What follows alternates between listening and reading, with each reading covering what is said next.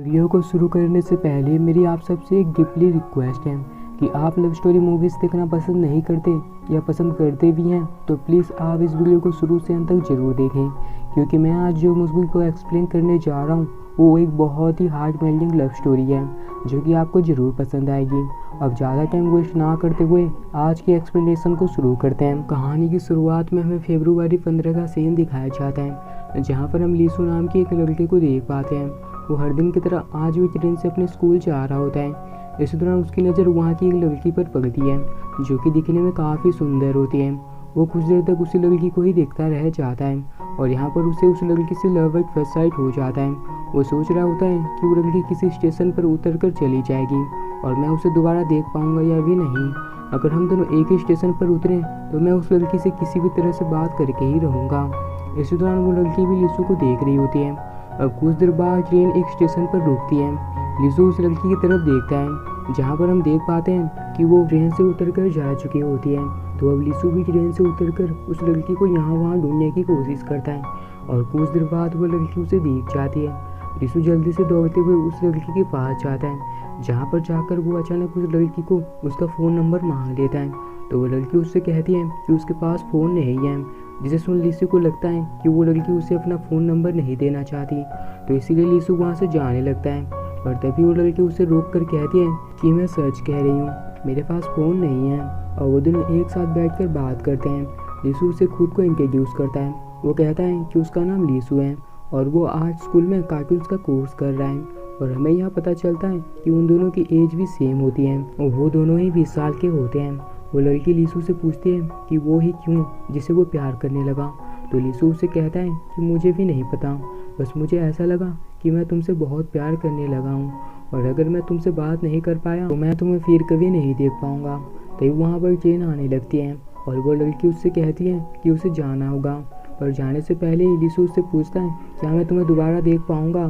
तभी वो लड़की लीसू की तरफ देखती है और हम यहाँ उसके आंखों में आंसू देख पाते हैं। लीसू उससे पूछती है तुम रो क्यों रही हो। तो वो बताती है कि कुछ नहीं, बस मेरे साथ अभी कुछ सैड हुआ। वो उससे कहती है कि वो उससे कल मिलेगी। ये कहकर वो वहाँ से चली जाती है।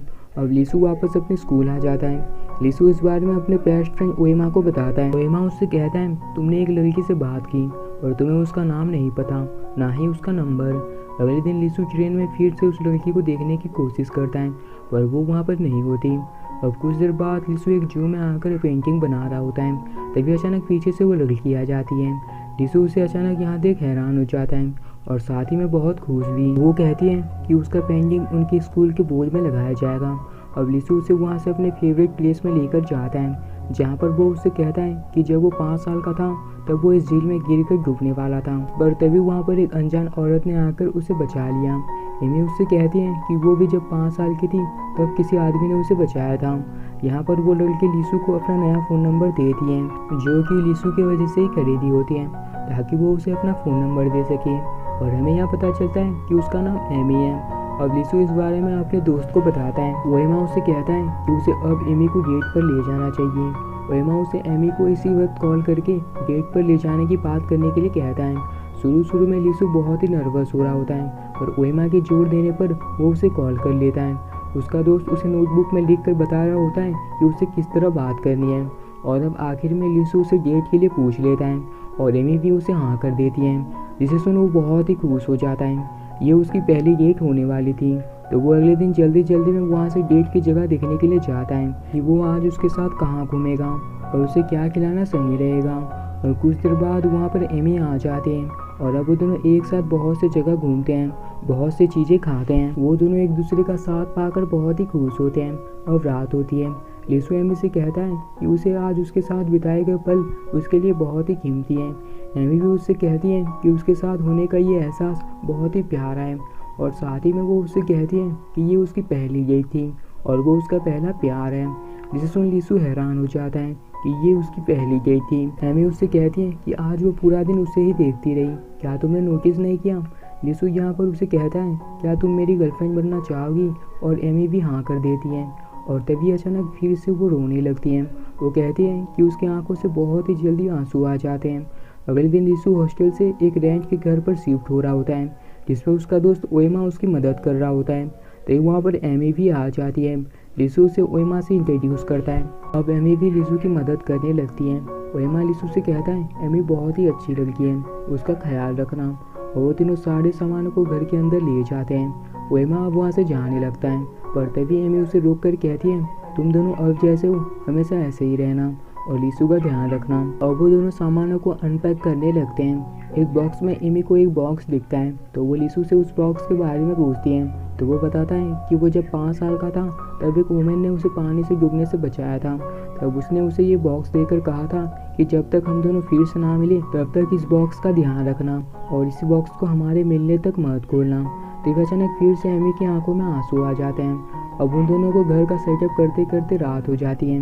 लिसु उसे स्टेशन छोड़ने के लिए जाता है। इस दौरान लिसु एमी से एक दूसरे के हाथ पकड़कर चलने के लिए कहता है और वो दोनों इसी तरह एक दूसरे का हाथ पकड़कर चलने लगते हैं। लिसु कहता है कि मैं फर्स्ट टाइम अपनी गर्लफ्रेंड का हैंड होल्ड करके चल रहा हूँ, ये एहसास बहुत ही अच्छा है। तभी फिर से एमी रोने लगती है। अब लिसु और एमी रेलवे स्टेशन पर पहुँच जाते हैं। एमी लिसु को कल मिलेंगे कहकर वहाँ से चली जाती हैं। इसी तरह वो दोनों रोज डेट पर जाने लगते हैं, एक साथ वक्त बिताने लगते हैं। आज वो दोनों एक साथ ग्रोसरी स्टोर में आकर शॉपिंग करते हैं। इसके बाद वो दोनों घर आ जाते हैं। एमी लिसु के लिए कुकिंग करती है। लिसु को उसका बनाया गया डिश काफ़ी पसंद आता है। वो कहता है कि ये टेस्ट बिल्कुल उसके मॉम के बनाया हुआ जैसा है। साथ ही में वो उससे कहता है मैं जिस दिन जू में बैठकर पेंटिंग कर रहा था तब तुमने कहा था ये पेंटिंग तुम्हारे स्कूल के बोर्ड में लगेगी, और अगले दिन वैसा ही हुआ जैसा कि तुमने कहा था। क्या तुम फ्यूचर तो नहीं देख पाती? जिस पर एमी उसे कहती है तुम क्या करोगे अगर मैं तुमसे कहूँ कि मैं फ्यूचर देख सकती हूँ। इस दौरान माहौल काफ़ी शांत हो जाता है। एमी कहती है कि वो बस मजाक कर रही थी, वो बस एक कोइंसिडेंट होगा। अगले दिन एमी अपने हाथों से लिसु का हेयर कट करती है। इस दौरान लिसु से कहता है कि हम एक दूसरे से अब फॉर्मल होना बंद कर दें। ये कहकर वो दोनों एक दूसरे का नाम बड़े ही क्लोजली लेने लगते हैं। इस दौरान एमी फिर से रोने लगती है। अब रात होती है, वो दोनों एक साथ मूवी देख रहे होते हैं। तभी अचानक माहौल शांत हो जाता है और वो दोनों आज की रात एक साथ बिताते हैं। अब आधी रात में जब लिसु सो रहा होता है तब हम एमी की आंखों में आंसू देख पाते हैं। तभी लिसु भी नींद से जाग जाता है, जिसे देख एमी अपना आंसू छुपा लेती है। और हमें यह पता चलता है कि एमी दिन भर लिसु के साथ अपना वक्त बिताती थी, पर रात होते ही वो कभी भी लिसु के साथ नहीं रहती थी। अब लिसु उसे जल्दी में स्टेशन पहुंचा देता है। तभी अचानक एमी लिसु को किस कर लेती है। अब कुछ देर बाद लिसु वापस अपने घर आ जाता है। तभी उसे वहाँ पर एमी की डायरी पड़ी हुई दिखती है। वो उस डायरी को खोलकर देखता है, जिसमें लिखा होता है आज मार्च 16 है, मेरा पहला दिन और लिसु का आखिरी दिन। प्रेजेंट के हिसाब से वो 15 दिन आगे का डेट होता है। दूसरे पेज में मार्च 15 मेरा दूसरा दिन और लिसु का 29वां दिन। इसी तरह डेट पीछे जा रही होती है। तभी उसके फ़ोन पर किसी का कॉल आता है और ये एमी होती है, जो कि एक पब्लिक टेलीफोन बूथ से कॉल की होती है। वो लिसु से कहती है क्या तुमने डायरी पढ़ लिया? तुम्हें बहुत ही अजीब लगा होगा।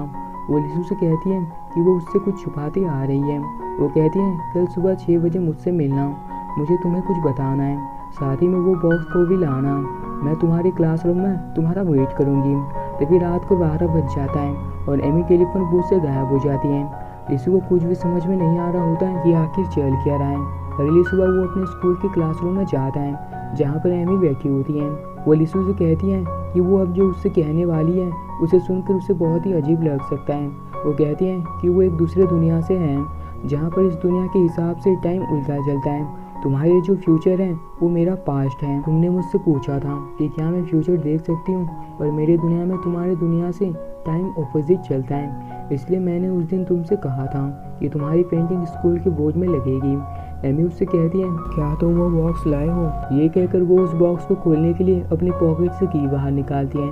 बॉक्स को खोलने पर लिसु को उसके अंदर एक फ़ोटो दिखता है, जिसमें एमी उसके और उसके पेरेंट्स के साथ होती हैं, जिसे देख वो बहुत ही हैरान हो जाता है, जबकि उसने तो अभी तक एमी को अपने पेरेंट्स से मिलवाया ही नहीं होता। वो कहता है कि ये कैसे पॉसिबल है। एमी कहती है ये तुम्हारे फ्यूचर में होने वाला है, पर मैं इस वक्त से गुजर चुकी हूँ, ये मेरा पास्ट है। वो कहती है तुम्हें पता है कि जब तुम छोटे थे तब तुम्हें उस वुमेन ने इस बॉक्स को दिया था। वो वुमेन और कोई नहीं बल्कि मैं ही थी, और हम देख पाते हैं कि वो एमी ही थी। हम हर 5 साल में सिर्फ 1 महीने के लिए मिल सकते हैं, और वो भी मैं ही थी जिसने तुम्हें पानी से डूबने से बचाया था। तब मैं 35 साल की थी। वो कहती है मैंने तुमसे एक बार कहा था कि मैं भी जब 5 साल की थी तब किसी ने मुझे बचाया था, और वो और कोई नहीं बल्कि तुम ही थे। तब तुम 35 साल के थे। ये मेरे लिए पास्ट है और तुम्हारे लिए फ्यूचर है जो कि आगे तुम्हारे साथ होने वाला है। वो कहती हैं कि हम इसलिए मिल पाए क्योंकि हमने अपने अपने सेम टाइम में एक दूसरे को बचाया। वो उसे छूने की कोशिश करती हैं पर वो उसे छूने नहीं देता क्योंकि वो बहुत ही कंफ्यूज होता है और परेशान भी, क्योंकि उसे इस बात पर यकीन ही नहीं हो रहा होता। अब 19वां दिन आता है। एमी खुश होती है पर लिसु परेशान होता है। वो कह रहा होता है कि सब कुछ सही चल रहा था और सब कुछ एक परफॉर्मेंस की तरह उस डायरी पर लिखा हुआ है। अब मार्च 6 आता है, एमी का 11वां दिन और लिसु का 20वां दिन। उसमें लिखा होता है कि वो दोनों आज म्यूजियम जाएंगे। एमी बहुत खुश थी पर लिसु खुश नहीं होता। वो उससे कम बात करने लगा होता है और उसे इग्नोर करने लगा होता है। अब कुछ देर बाद वो दोनों वापस चलते हुए जा रहे होते हैं। तभी लिसु एमी को रोक कर कहता है, तुम्हें लगता है कि उस डायरी को फॉलो करते हुए बाकी के 15 दिन हमें साथ रहना चाहिए? नहीं, ये बहुत ही बेकार चीज़ है। एमी ये सुन बहुत ही दुखी हो जाती है। वो कहती है, तुमने ऐसा क्यों कहा? जिस पर लिसु उससे कहता है, तुम्हारे साथ होना बहुत ही पेनफुल है, मैं ऐसे तुम्हारे साथ नहीं रह सकता और वैसे भी तुम हम दोनों के बिताए गए यादों को भूल जाओगी और मैं ये सह नहीं सकता। I am sorry. ये कहकर वो वहाँ से जाने लगता है। एमी उसे रोकने की कोशिश करती है पर वो नहीं रुकता। अब रात होती है। लिसु लॉन्ड्री पर अपना कपड़ा साफ करने आया होता है तभी वहाँ पर उसका दोस्त ओएमा आता है। वो लिसु को ऐसे देख समझ जाता है कि उन दोनों में किसी बात से झगड़ा हुई है। ओएमा उसे समझाता है कि उसे एमी से बात करनी चाहिए और यहाँ पर लिसु को भी समझ में आता है कि ये बस उसके लिए ही पेनफुल नहीं है बल्कि एमी के लिए भी बहुत दर्दनाक है। इसलिए वो बीच बीच में रोने लगती थी, जैसे कि जब उसने उसका हाथ पकड़ा था, उसने जब उसे उसकी दिल की बात कही थी, क्योंकि ये उसका लिसु के साथ आखिरी वक्त था। उसे समझ में आता है कि एमी को उससे भी ज़्यादा पेन होता था पर वो हमेशा उसके सामने स्माइल किया करती थी। उसे बहुत ही दुख होता है कि उसने आज उसके साथ ऐसे बर्ताव किया। वो समझ जाता है कि ये वक्त उन दोनों के लिए बहुत ही कीमती है, वो इसे गवा नहीं सकते और वो जल्दी में दौड़ते हुए अपने घर जाकर एमी को कॉल करता है। वो उससे माफ़ी मांगता है और कहता है कि वो उससे बहुत ही प्यार करता है। एमी भी रोते हुए उससे कहती है कि वो भी उससे बहुत प्यार करती हैं और अब अगली सुबह वो दोनों एक दूसरे से मिलते हैं। लिसु एमी को गले लगा लेता है और यहाँ पर उन दोनों की आंखों में आंसू होते हैं। लिसु कहता है, मुझे माफ़ करना, मैं तुम्हारा दर्द समझ नहीं पाया कि तुम कैसा महसूस कर रही हो। अब मुझे पता चल गया है कि तुम बार बार रोने क्यों लगती थी, क्योंकि ये हमारे रहने का आखिरी वक्त है। अब कुछ देर बाद एमी लिसु को बता रही होती है कि जब वो 5 साल की थी तब वो अपनी फैमिली के साथ एक फेस्टिवल में गई थी, तभी अचानक वहाँ पर एक एक्सप्लोजन हो गया और तब तुमने मुझे बचा लिया।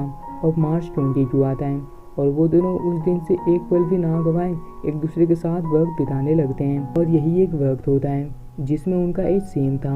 अब मार्च 15 आता है, एमी का दूसरा दिन और लिसु का 29वां दिन। वो दोनों आज लिसु के पेरेंट्स से मिलने के लिए जाते हैं और कुछ देर बाद वो दोनों पहुंच जाते हैं। लिसु एमी को अपने पेरेंट्स से इंट्रोड्यूस करता है। उसकी मॉम बहुत खुश होती हैं और उसके डैड और लिसु के बीच में कुछ अनबन होती है। वो दोनों ठीक से आमने सामने एक दूसरे से बात नहीं करते थे क्योंकि लिसु के डैड लिसु को एक सॉकर प्लेयर बनाना चाहते थे और लिसु को ड्राइंग में इंटरेस्ट था। अब रात होती है, वो सब एक साथ डिनर कर रहे होते हैं और यहीं पर लिसु की मॉम ने एमी को वो डिश बनाना सिखाया था। एमी और लिसु की मॉम एक दूसरे से बहुत बात करते हैं। लिसु की मॉम लिसु को एमी को फिर से घर लाने को कहती हैं पर ये चाहकर भी पॉसिबल नहीं था क्योंकि ये बस उनका एक आखिरी दिन था। फिर वो दोनों एक दूसरे से दूर होने वाले होते हैं और अब वो वक्त आता है जिस दिन वो सब एक फैमिली फ़ोटो लेते हैं। और कुछ देर बाद वो दोनों वापस शहर जा रहे होते हैं। इसी दौरान लिसु बिल्कुल चुप होता है। उसके चेहरे पर हम उसका दर्द साफ देख पाते हैं। तभी वो कहता है, मॉम ने मुझसे कहा कि मैं तुम्हें फिर से लाऊं, पर मैं तुम्हें फिर से कैसे लाऊंगा। एमी उसे सॉरी कहती है। लिसु कहता है, तुम्हें सॉरी कहने की ज़रूरत नहीं है और यहाँ पर वो अपना दर्द नहीं छुपा पाता और फूट फूट कर रोने लगता है। अब मार्च 16 आता है, उन दोनों का अलग होने का दिन, यानी कि आज ये उनका आखिरी दिन होता है। लिसु आज जाने से पहले एमी की एक पेंटिंग बनाता है। एमी उसे एक डायरी देकर कहती है कि वो उसमें वो सब कुछ लिखें जो उन्होंने साथ में किया। अपने एक दूसरे के साथ बिताए गए पलों को वो उसमें लिख देने को कहती है क्योंकि समय के साथ एमी की यादें धुंधली होते जा रही होती हैं। धीरे धीरे वो सब कुछ भूलने लगी होती हैं।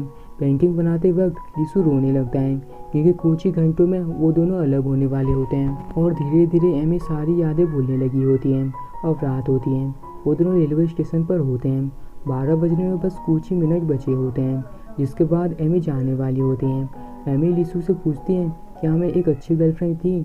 लिसु कहता है, हाँ तुम मेरे ज़िंदगी के एक सुनहरा पल हो जिसे मैं मरते दम तक नहीं भुला पाऊंगा। अब 12 बजता है और एमी वहाँ से गायब हो जाती है। अब यहाँ से 5 साल बाद का सीन दिखाया जाता है। एमी 15 साल की होती है। लिसु उसे उसका बनाया गया पेंटिंग देता है। एमी कहती है, क्या ये मैं हूँ? उसके दिमाग में धुंधली यादें आती हैं और उसकी आंखों में आंसू आने लगते हैं। अब कुछ साल और बीत जाते हैं। लिसु 35 साल का होता है और एमी 5 साल की होती है और इसी दिन लिसु उसे उस फेस्टिवल में एक्सप्लोजन से बचाता है। जब लिसु 40 साल का हो जाएगा तब वो एमी को चाह कर भी नहीं देख पाएगा, क्योंकि तब तक एमी दुनिया से मिट चुकी होगी, वो एग्जिस्ट ही नहीं करेगी। इसलिए कहा जाता है कि अगर प्यार सच्चा हो तो कोई चाहे जितने भी दूर कहीं पर भी क्यों ना हो, प्यार में जरा सा भी कटौती नहीं होती। और लिसु उन दोनों की यादों के सहारे ही अपनी पूरी ज़िंदगी बिता देता है। और अब मूवी की एंडिंग उसी ट्रेन पर होती है जहाँ वो दोनों पहली बार एक दूसरे से मिले थे और इसी तरह से ये कहानी यहीं पर ख़त्म हो जाती है। आपको ये कहानी कैसी लगी? अगर आपको पसंद आई है तो प्लीज़ वीडियो को लाइक, कमेंट, सब्सक्राइब जरूर से कर देना। Thank you for watching.